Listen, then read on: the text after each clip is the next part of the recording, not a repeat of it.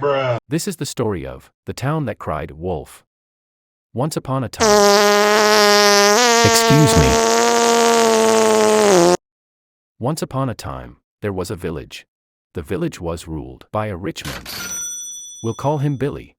Billy forced all the townsfolk into watching after his flock of 100 sheep every day. All the villagers were so weak, they'd all get killed by a couple of wolves if faced. One day, the townsfolk decided to prank their Sigma ruler. At the top of their lungs, they shouted, "Wolf!"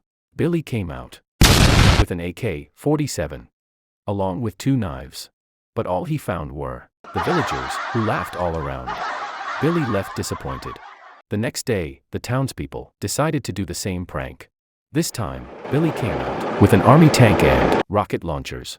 However, there was no threat, and everyone laughed except Billy. He was now furious. The next day, the villagers shouted "Lion" to grab Billy's attention. Billy fell for the trick once more, and this time he had enough. He jumped into one of his weekend toys, a super-duper rare edition 1939 Fighter's SD jet. He flew into the sky and something dropped from his plane. The last thing the townspeople saw that day was a boom boom.